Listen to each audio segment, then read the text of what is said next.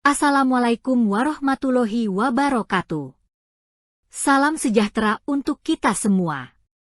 Apa kabar Bapak Ibu saudara-saudari semuanya? Semoga kita semua dalam keadaan baik ya. Pada kesempatan kali ini, kita akan membahas La ilaha illallah. Menggugat kalimat syahadat, siapa itu Allah yang meniadakan Tuhan selainnya? Setiap non-muslim yang simpati kepada Islam dan siap-siap menjadi mualaf akan mendapatkan sambutan yang luar biasa hangat dari muslim, khususnya dari imam atau ustadz dan kalangannya yang dipercayakan untuk membina calon mualaf tersebut. Entah kenapa, sambutan biasanya akan tambah meriah bila mana si calon adalah orang Kristen, tidak peduli bahwa si calon itu belum mencapai umur dewasa untuk memutuskan pemilihan agama bagi dirinya. Yang penting, kepadanya telah ditanyakan, apakah ada pihak yang memaksa dirinya untuk masuk Islam. Untuk kedengaran lebih manis, maka sang imam atau ustadz akan mendahului pertanyaan tadi dengan berkata, "Saya tidak ingin kamu menjadi muslim, kecuali kamu benar-benar yakin dengan agama Islam." Jadi, jawablah di hadapan saksi, adakah pihak-pihak tertentu yang memaksa engkau untuk memeluk Islam? Dan bila mana jawabnya tidak ada, maka itu sudah memenuhi syarat dasar Quran Surah 2 ayat 256, tidak ada paksaan untuk memasuki agama, untuk meneruskan ritual pentahbisan si calon menjadi muslim. Peralihan kepada iman Islam sangatlah mudah, cukup ditandai dengan mengucapkan dua kalimat syahadat, La ilaha illallah, Muhammad Rasulullah. Dan jadilah dia seorang muslim absah, pengikut Muhammad seumur hidupnya. Semudah itulah Anda menjadi muslim. Kemudahan yang bisa menjebak. Semudah itukah? Ya, bahkan bisa lebih mudah lagi dari itu, seperti yang kita sering saksikan di media massa. Dalam keadaan tertekan di antara para jihadis, si kafir langsung dimualafkan tanpa usah mempedulikan pesan Quran, tidak ada paksaan untuk agama. Betapa sering kita mendengar orang kafir dipaksa untuk memilih masuk Islam atau kehilangan nyawa. Dan ini sudah membantah ucapan retorik Ustadz di atas, bahwa menjadi muslim harus didahului dengan benar-benar yakin akan agama Islam yang akan dipeluknya. Tetapi mualaf manakah yang sudah memahami hakikat Islam, menjelang ia mengucapkan kalimat syahadat, sehingga tidak kaget atas banyak syariat aneh-aneh yang baru diketahuinya, setelah terlanjur menjadi muslim? Mari kita melihat beberapa aspek yang sering mengagetkan seorang mualaf di belakangan hari. Pertama-tama, banyak mualaf bahkan tidak menyadari apa itu makna Islam. Kepada mereka biasanya dikatakan bahwa itu artinya damai, padahal arti sebenarnya adalah tunduk atau submission, menyerah atau surrender, takluk atau subjugation, menyerah dan takluk dalam makna menyerahkan segala kebebasan kita di bawah perintah Allah. Arti eksplisitnya, Anda kini menjadi hamba atau budak Allah. Tidak ada kehidupan untuk dirinya sendiri kecuali Allah. Arti implisitnya, Anda sekarang muslim, telah kehilangan semua hak-hak pribadimu tanpa syarat, selain hak-hak Allah dalam keseluruhan syariahnya. Dan Anda serentak harus melakukan kewajiban, dalam segudang pernik-pernik dan lautan aturan syariah, yang belum Anda ketahui sama sekali tatkala menjadi mualaf pada hari pertama. Kedua, banyak mualaf juga tidak menyadari bahwa Islam itu ibarat bubu, yaitu penangkap ikan tradisional dari bambu, bisa masuk tetapi tidak bisa keluar. Maka, sudahkah mualaf kecil ini memahami Islam dan hakikatnya, dalam akidah-akidah prinsip dan syariat, yang berdampak bagi seluruh kehidupan masa depannya? Di atas telah disinggung sedikit, bahwa seterusnya mualaf ini akan menjadi pengikut Muhammad seumur hidupnya. Artinya, sekali ia masuk Islam, dia tidak diperkenankan keluar dari Islam hidup-hidup, dengan alasan apapun. Ayat manis Quran Surah 2 ayat 256, dipublikasikan luas, seolah-olah berarti bahwa orang bisa bebas pindah agama kapan saja dalam Islam. Banyak satan. Islam itu bubu, one-way traffic. Sekali masuk Islam, ia dipaksa harus tetap Muslim seumur hidupnya. Ancaman hukuman mati dari Muhammad justru digelapkan atau sering tidak dijelaskan. Sabda Muhammad tidak diteruskan bersamaan dengan ayat manis di atas. Bila seorang Muslim murtad dari agamanya, bunuhlah dia. Sahih Al-Bukhari 3017. Padahal syariah baku yang satu, ini berlaku sahih untuk semua Islam, apapun mazhabnya. Jadi, apakah hal bubu itu sudah diterangkan dengan sejelas-jelasnya kepada calon mualaf, berikut segala konsekuensinya?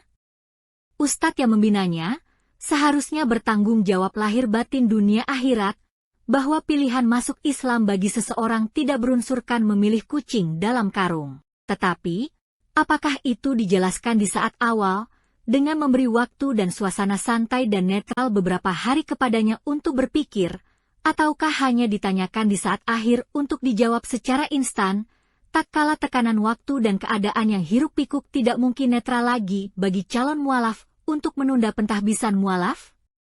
Bagaimana kalau si calon mualaf itu adalah tawanan di bawah ancaman kelompok jihadis? Bukankah kita banyak menyaksikan kasus-kasus menjijikan seperti itu dewasa ini? Menggugat syahadat, siapa itu Allah yang menyadakan Tuhan selainnya? Calon mualaf diminta untuk mengucapkan syahadah, la ilaha illallah, tiada Tuhan selain Allah. Akan tetapi, sudahkah kepadanya diterangkan sebenar-benarnya siapa itu Allah? Ustadz tentu menjawab, apa engkau waras? Yang paling pertama, tentu saja sudah diterangkan siapa yang menjadi sesembahan Muslim. Nanti dulu, Pak Ustadz. Kami dulu sempat Muslim. Kami sudah menanyakan kepada diri sendiri, dan juga kepada teman-teman Muslim lainnya, pertanyaan sederhana yang dianggap tidak waras itu. Tapi nyatanya, tak ada Muslim yang kenal, apalagi yakin, siapa itu Allahnya, sekalipun setiap hari mereka menyerukannya berulang kali. Sebab padanya, tidak ada yang bisa ditamsilkan, dan keberadaannya tidak bisa dirasakan secara personal, sekalipun Allah berkata, bahwa ia lebih dekat daripada urat leher manusia. Surah 50 ayat 16. Ini berlainan dengan figur Bapa orang Kristiani yang bisa dirasakan secara personal, yang diserukan oleh Yesus dan para pengikutnya, lebih dari 164 kali dalam Injil. Sebagian Muslim menggoblok-goblokkan orang yang bertanya tentang Allah, dan berkata bahwa Allah itu adalah Allahu Akbar. Sebagian yang lain merasa cukup menerangkan dengan berkata, tiada Tuhan selain Allah. Padanya ada 99 nama-nama terbaik yang melekat pada sifat-sifat dirinya. Itulah Allah. Tetapi, gugatan di bawah ini memperlihatkan bahwa tidak senaif begitu Anda, Muslim, menggoblokkan seseorang. Para eks-mualaf sungguh mau bertanya hal yang paling mendasar dari syahadat, baik soal sosok Allah, maupun nama Allah sendiri, yang la ilaha illallahkan. Siapa yang memperkenalkan nama pribadi Allah kepada umat Arab? Tentu tak ada manusia yang tahu nama pribadi Allah, bila mana Allah sendiri tidak memperkenalkannya, bukan? Tetapi, sepanjang kitab-kitab suci yang ada, hanya nama Yahweh sajalah yang diperkenalkan Tuhan sendiri bagi umatnya, khususnya dikonfirmasikan kepada Musa, Keluaran 3 ayat 14. Akulah Yahweh. Keluaran 6 ayat 6, Keluaran 31 ayat 13 dan seterusnya. Akulah Yahweh, Allahmu, Keluaran 20 ayat 2, Ulangan 5 ayat 6, Allah hanya nama sebutan Tuhan. Yahweh telah disebut hampir 4.000 kali di kitab Taurat atau Perjanjian Lama, tetapi amat aneh bahwa tidak sekalipun ia disebutkan oleh Muhammad dalam Quran. Tidakkah perkara sepenting itu terlihat aneh? Quran tidak memperkenalkan nama Allahnya kepada Muhammad dan umat Islam. Banyak Muslim tidak sadar bahwa Muhammad melakukan dua hal secara diam-diam. 1. Menghilangkan nama Yahweh, dan diubah menjadi Allah bagi umat Arab. Ini dilakukan dengan memanfaatkan atau memelintir kisah Taurat Musa bagi Bani Israel secara licin, sebagai berikut. Dalam Taurat dikatakan, Akulah Yahweh, Allahmu, Keluaran 20 ayat 2. Dalam Quran berbunyi, Sesungguhnya aku ini adalah Allah, Surah 20 ayat 14. 2. Seterusnya, Muhammad menggulirkan nama Allah ini secara diam-diam ke dalam seluruh Quran, tanpa berani diperkenalkan secara formal dan terbuka. Akibatnya, dan buktinya sekaligus, tidak ada seorang Muslim pun yang tahu, mana ayat yang pertama-tama dari Quran yang menyebutkan nama pribadi Allah. Ayat penting itu tidak terlacak. Jadi siapakah Allah itu? Dari mana datangnya nama tersebut? Dari bumi atau surga? Dapatkah nama Allah diketahui manusia tanpa diperkenalkan oleh Dia sendiri secara langsung? Asal kata Allah, kristalisasi dari pelbagai konsep ilah-ilah Arab. Kata Allah sesungguhnya hadir sebelum Islam. Nama ayah Muhammad yang pagan, Abdullah, yang berarti abdi Allah, turut merujukan hal tersebut. Setiap suku Arab mempunyai ilah-ilahnya sendiri, yang laki-laki dan perempuan. Tetapi, suku-suku tertentu juga memproklamirkan keberadaan sosok ilah atau Allah yang tidak dikenal, yang mereka sebutkan sebagai Al-Ilah, yang secara literal berarti ilah itu, atau the God. Ia dianggap sebagai Tuhan yang tidak tampak, Tuhan tertinggi, sekalipun mereka masing-masing tidak mempunyai konsep yang seragam tentang siapa Dia ilah itu. Dikutip dari Georges Husni, Allah, the God of Islam. Dan Allah menjadi sebuah universalitas dari ilahnya suku-suku, yang sering dirujukan sebagai Al-Ilah. Ketika suku yang satu berhubungan dengan suku lainnya yang sama-sama mempunyai Al-Ilah, mereka merasa bahwa mereka merujuk kepada sosok ilah yang sama. Dan dengan demikian, gagasan universal tentang Allah tumbuh di antara orang-orang Arab, Nazir Ali, halaman 26. Oleh karena itu, kita mengenal bahwa suku Quraisy, maupun suku-suku lain, percaya kepada Allah, sebuah kristalisasi dari universalitas ilah-ilah yang dirujukan sebagai Tuhan atas Ka'bah. Nama pribadi Tuhan selalu Yahweh, tidak pernah diganti jadi Allah. Tetapi nabi-nabi terdahulu, termasuk Abraham dan Musa, hanya mengenal nama pribadi Elohim, atau God, sebagai Yahweh. Maka, ketika Muhammad dalam Qur'annya mengisahkan perjumpaan nabi-nabi ini dengan Allah dan bukan Yahweh, maka jelaslah Muhammad telah merubah nama di atas segala nama tersebut. Karena penukaran nama itu mustahil diwahyukan oleh Yahweh, Elohim Abraham, Ishak, dan Yakub, kepada Muhammad. Klaim Muhammad sebagai pengikut agama Ibrahim yang lurus, Surah 2 ayat 135, Surah 3 ayat 95, Surah 61 ayat 6, sungguh kehilangan otentisitasnya. Adakah Allah pernah memperkenalkan dan mengkoreksi nama barunya kepada Muhammad dan orang-orang Arab, Akulah Allah, Tuhan semesta, bukan lagi Yahweh? Inilah kesembronoan yang luar biasa dari Muhammad, yang terang-terangan memperkosa 10 perintah Tuhan dalam Taurat, padahal dia pula orangnya yang selalu membenarkannya. Ternyata, Taurat hanya ditegakkan Muhammad berkenaan dengan butir favoritnya, yaitu keesaan Tuhan, tetapi pada waktu yang sama, ia dengan berani melenyapkan butir yang berkenaan dengan namanya. Jangan menyebut nama Yahweh, Allahmu, dengan sembarangan, sebab Yahweh akan memandang bersalah orang yang menyebut namanya dengan sembarangan, Keluaran 20 ayat 7. Padahal, tidak ada alasan bagi Muhammad untuk mengubahnya, karena ia sendiri sedang kesulitan besar, mencari-cari apa nama Tuhannya yang persis pada awal-awal pewahyuan yang terputus-putus. Itulah sebabnya, Muhammad awalnya hanya berani menyebutnya dengan Rob, dan sesekali Ar-Rahman, atau Allah orang Yaman, dan bukan Allah, dalam hampir 30 unit wahyu awal. Antara lain 5 ayat awal surat Al-Alaq dan Al-Mudatsir, surat 54, 55, 56, 68, 75, 78, 83, 89, 92, 93, 94, 99, 100, 105, 106, 108, 113, 114, dan seterusnya, semuanya kosong dari nama Allah. Siapa The Lord of Ka'bah, Allah atau Hubal? Di lain pihak, Ka'bah selalu dianggap sebagai rumah Allah yang suci, yang didirikan Ibrahim di Mekah. Tetapi, Ka'bah juga rumahnya 360 ilah-ilah yang disembah oleh para pagan.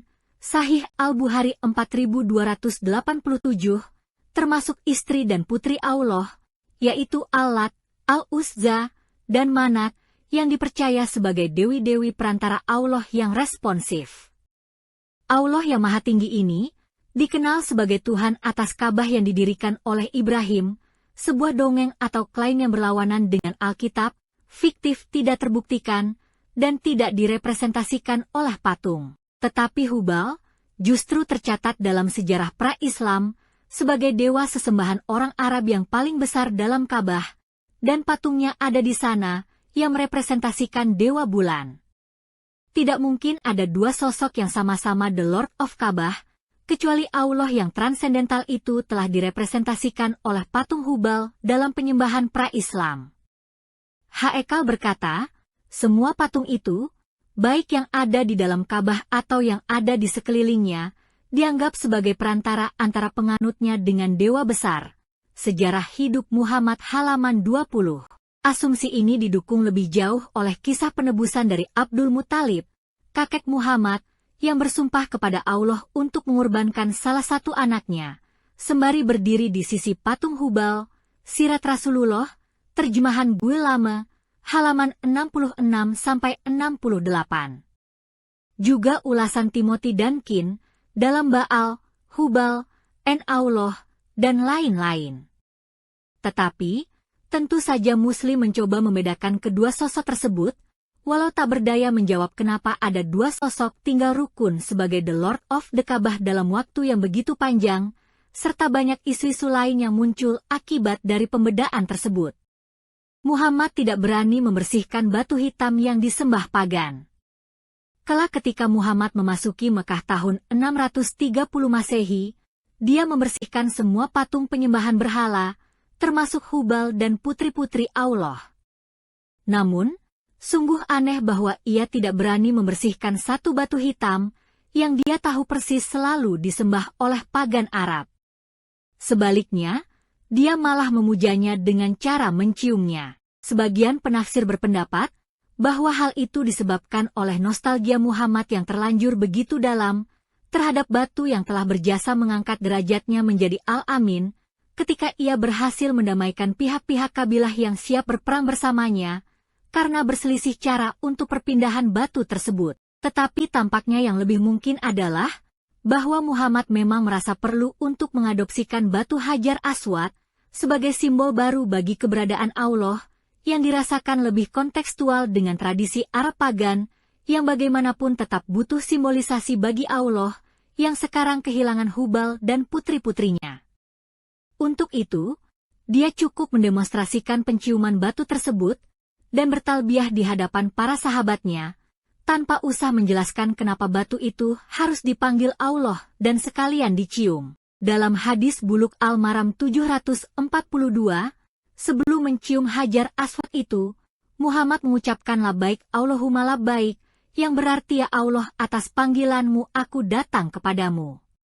Tangisan dan protes Umar atas kehadiran batu berhala itu. Kerancuan posisi dan hubungan antara Allah dan batu yang berbau syirik ini, sungguh tidak bisa dimengerti Muslim karena tidak dijelaskan oleh Muhammad. Kegalauan hati mereka bahkan sudah timbul sejak Umar bin Khattab, seperti yang diriwayatkan dalam Sahih Al-Bukhari 1597. Umar mendekati batu hitam itu dan menciuminya dan berkata, "Aku tahu pasti bahwa engkau hanyalah sebuah batu, dan tidak memberi manfaat maupun mudarat bagi siapapun.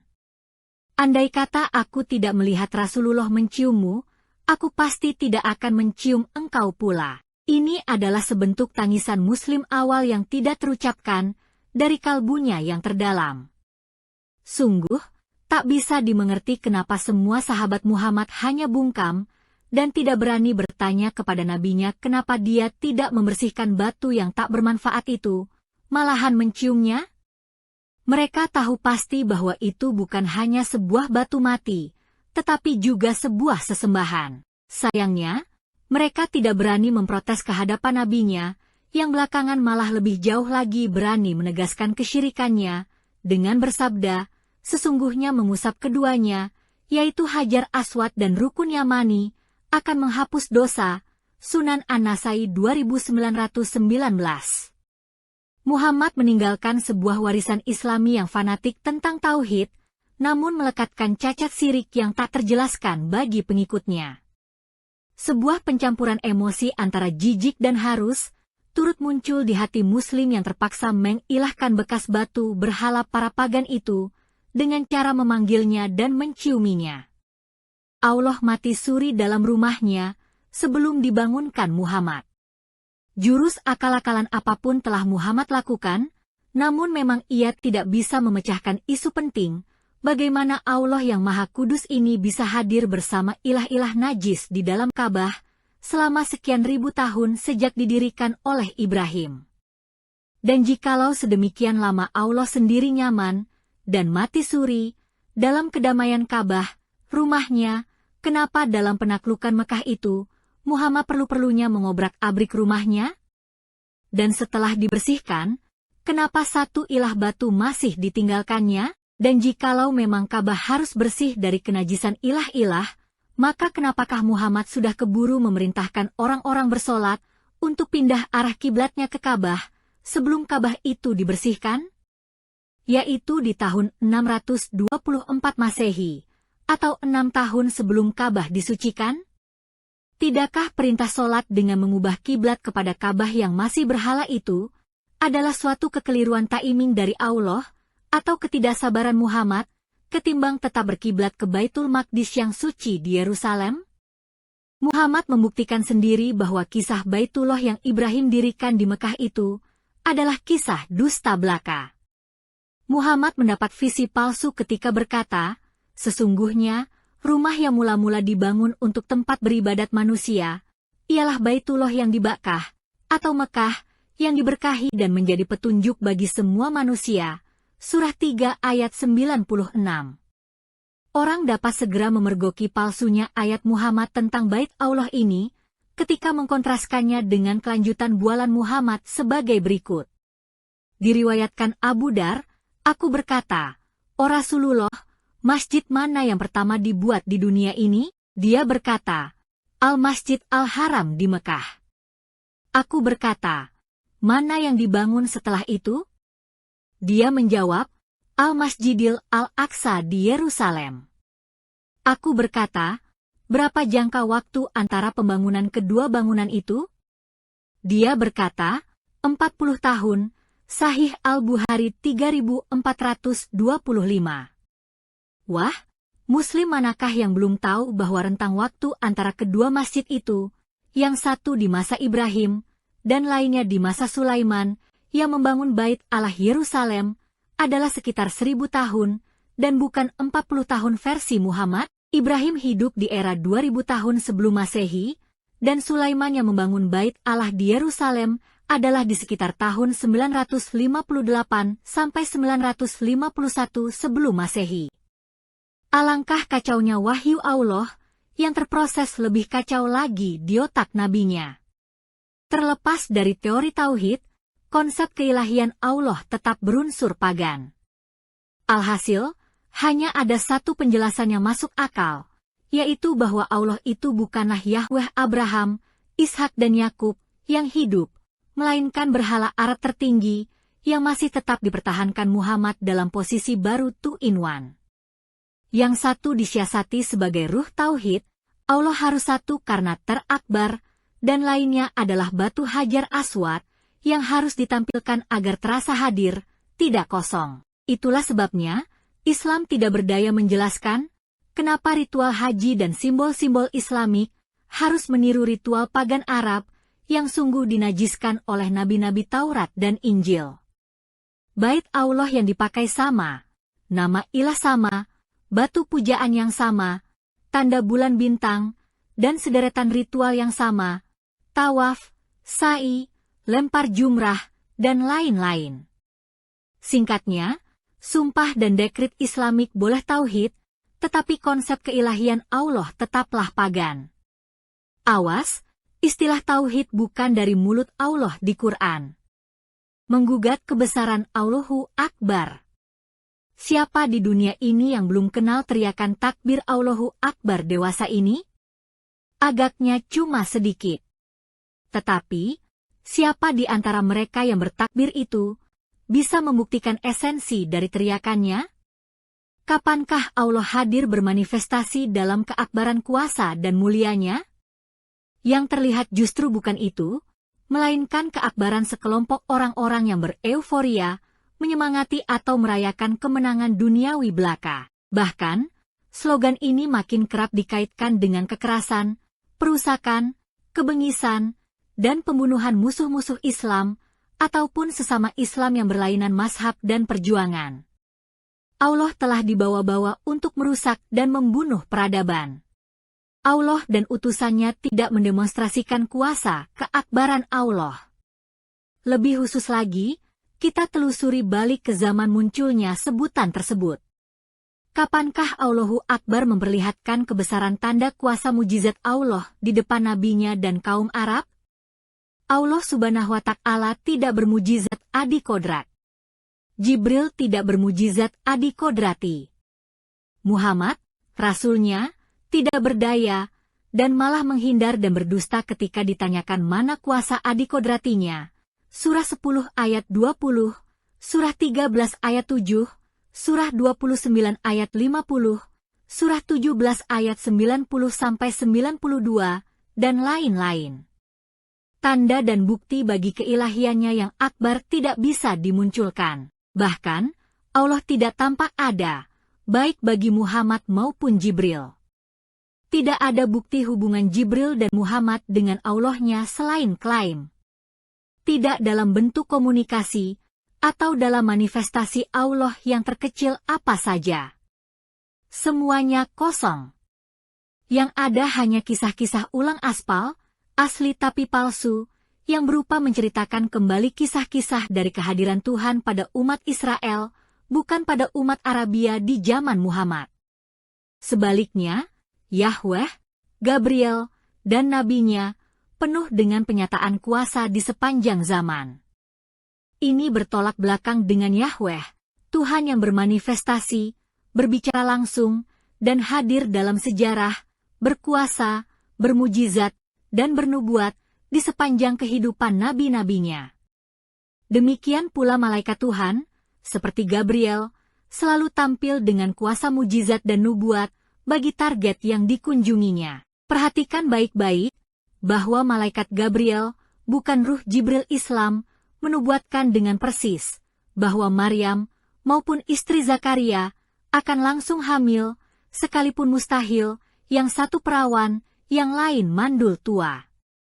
Perhatikan pula, bahwa Gabriel berkuasa adi kodrati, menghukum Zakaria menjadi langsung bisu, karena tidak beriman kepadanya.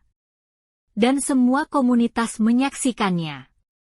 Lihat Musa membawa umatnya menyaksikan dahsyatnya tangan Tuhan, mematahkan kuasa Fir'aun, dan rintangan alam, dan laut teberau, penyembuhan yang sakit, serta memberi makan dari langit setiap hari, selama 40 tahun. Sedangkan Yesus, membawa muridnya, dan semua orang Israel, menyaksikan setiap hari mujizat kesembuhan, untuk setiap penyakit apapun, pembangkitan orang mati, penaklukan setan, badai dan gelombang, memberi ribuan orang makanan berlimpah, mendengar suara dan melihat kemuliaan Tuhan dari sorga, menyaksikan kebangkitan dirinya dari kematian kubur, dan kepulangannya naik ke sorga. Menggugat 99 nama Allah. Apa kebesaran esensial yang terdapat dalam nama Allah yang berarti Sang Tuhan? Semua Tuhan pastilah juga dianggap Sang Tuhan. Seruan Tuhan Kami Satu dan Maha Kuasa yang diserukan pelbagai agama, tidak menjadikan Tuhannya istimewa. Semuanya memang dianggap, walau sama sekali tidak terbukti, sama-sama maha kuasa secara generik, yang turut mengatur kehidupan manusia secara generik, sehingga ia harus disembah, agar manusia mendapatkan berkat dunia akhirat, dan terhindar dari petaka.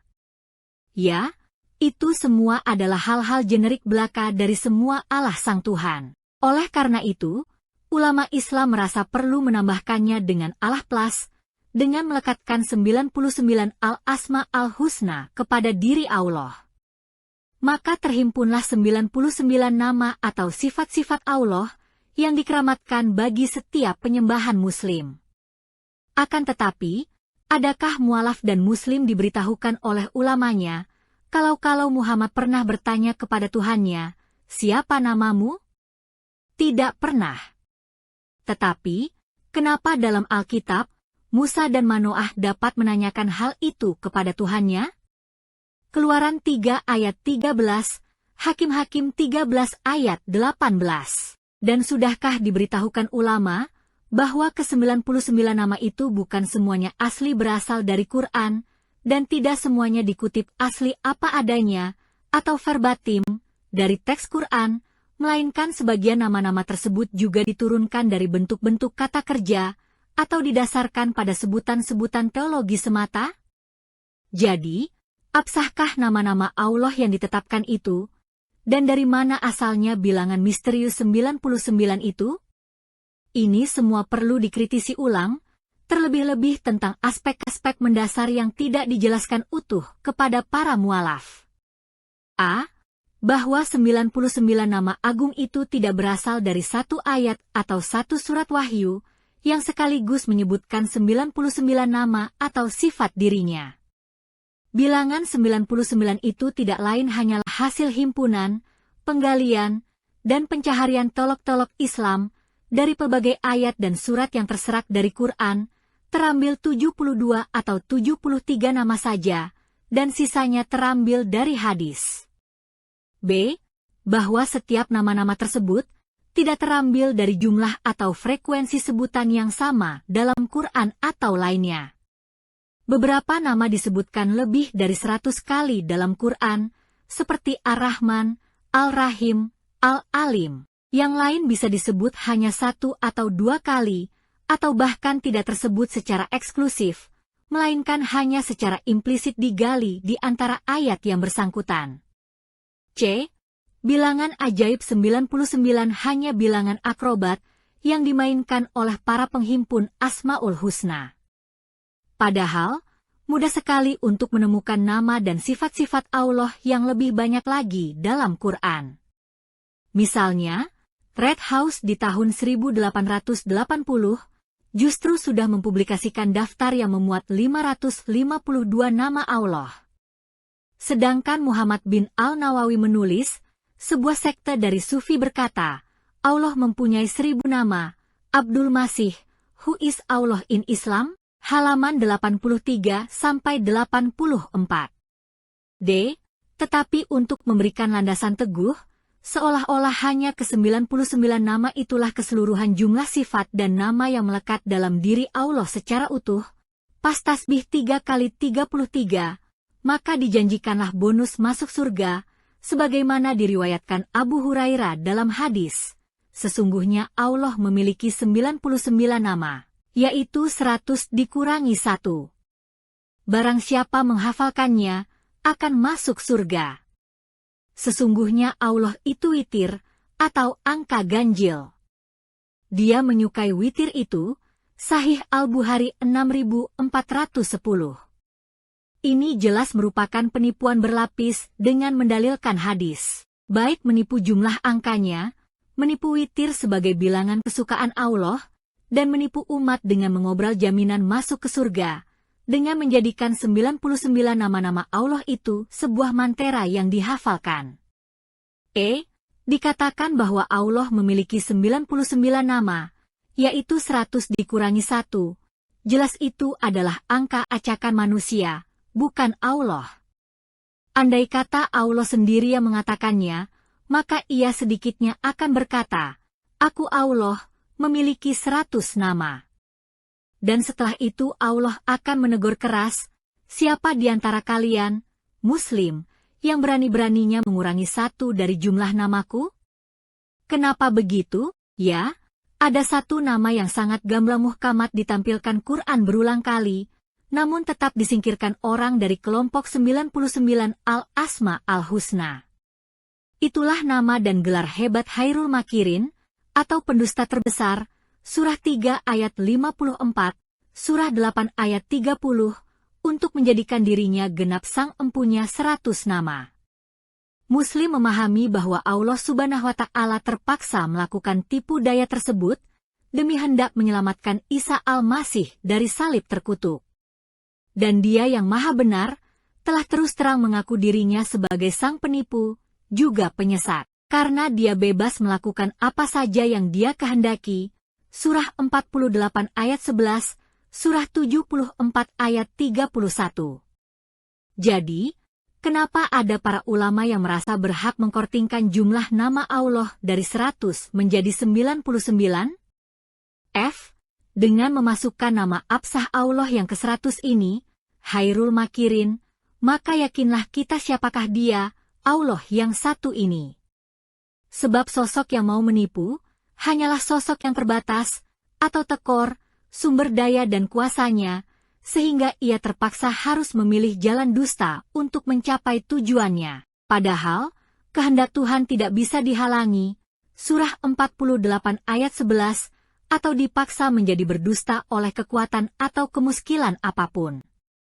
Ia cukup berkata kun, atau jadi, dan musnahlah semua musuh dan halangan yang ada, dan jadilah apa yang mau dijadikannya. Maka, Khairul Makirin bukan siapa-siapa, melainkan si jahat yang juga menghilangkan nama Yahweh demi menampilkan Allah. Demi menampilkan kisah fiktif Ibrahim tentang pembangunan Ka'bah di Mekah. Demi menampilkan kiblat baru, batu berhala lama dalam Baitullah baru, ritual pagan lama dalam spirit baru, yang kesemuanya menjadi kenajisan Yahweh, Elohim Abraham, Ishak dan Yakub. Penutup gugatan. Muslim sangat bangga merasa tauhidnya sederhana, logis, dan mudah dimengerti.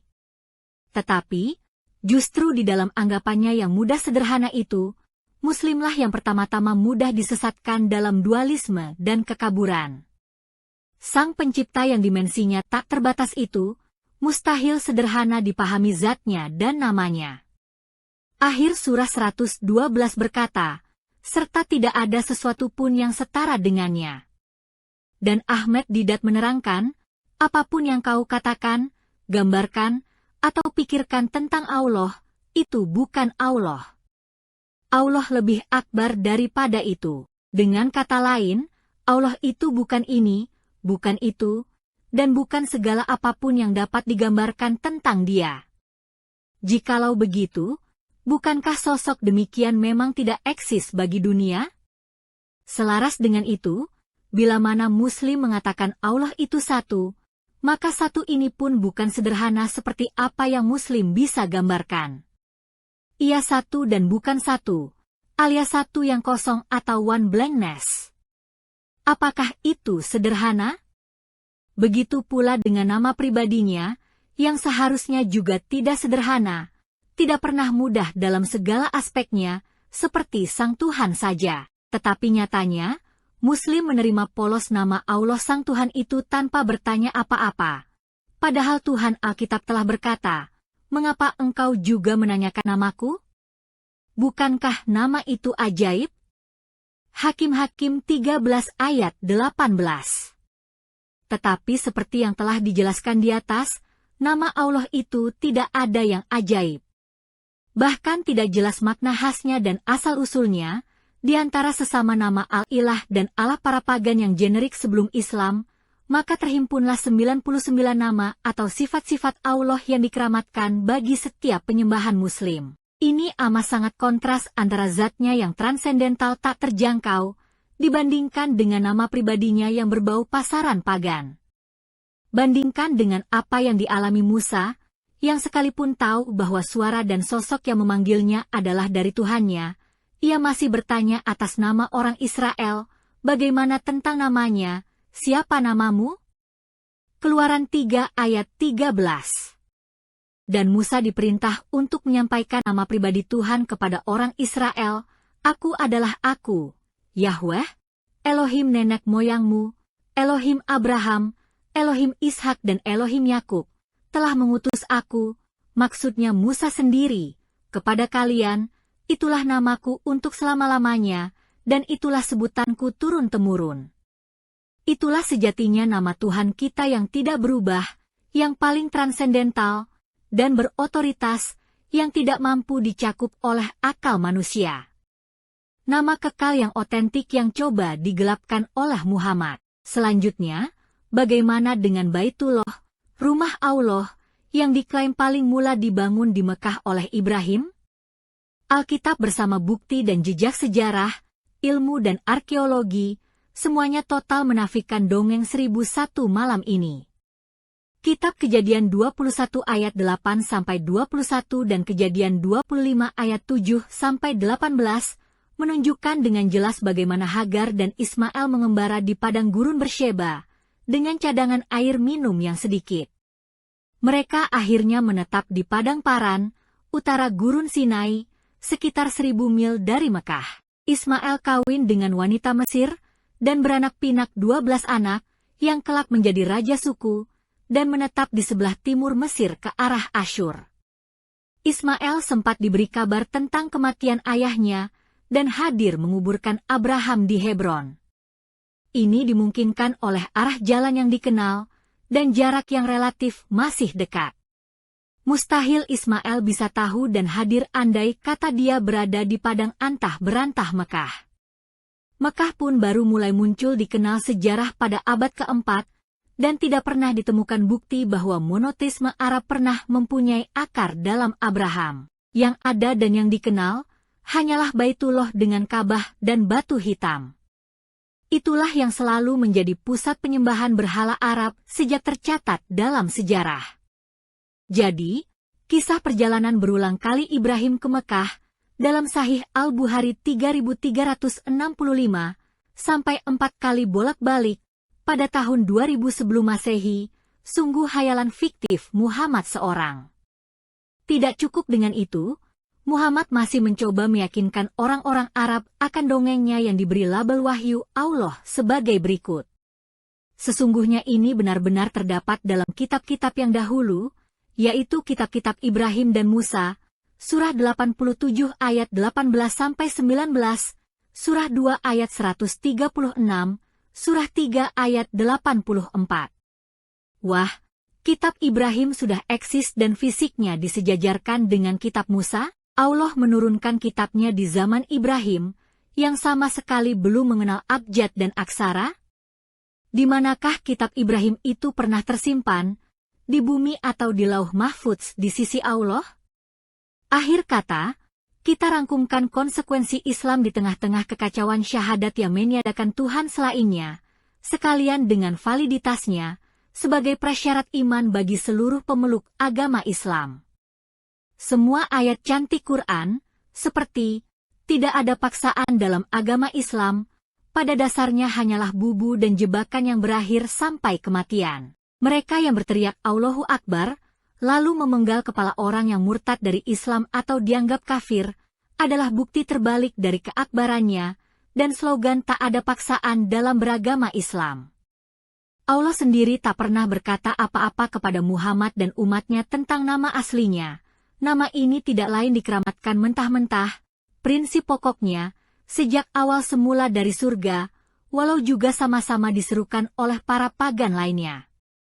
Syahadat la ilaha illallah, dislogankan untuk menyadarkan Tuhan-Tuhan terdahulu dan yang mendatang. Tetapi versi aslinya, Taurat Musa, justru menyatakan tiada Allah selain Yahweh, yang kini diputar balikan Muhammad secara berani, menjadi tiada Yahweh selain Allah.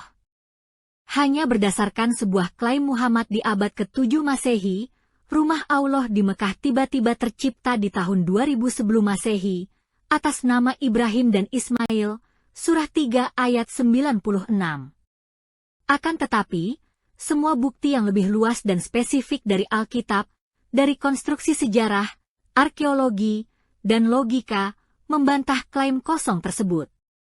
Namun, eksistensi Baitullah 2000 tahun sebelum Masehi itu, tampaknya dibatalkan total oleh ketidakkonsistenan Muhammad sendiri, lewat pengakuan kontradiktifnya yang bisa diparafrasekan demikian. Segera setelah itu, lahirlah Nabi Sulaiman, yang langsung menyelesaikan Baitul Maqdis di Yerusalem dalam selang waktu 40 tahun saja.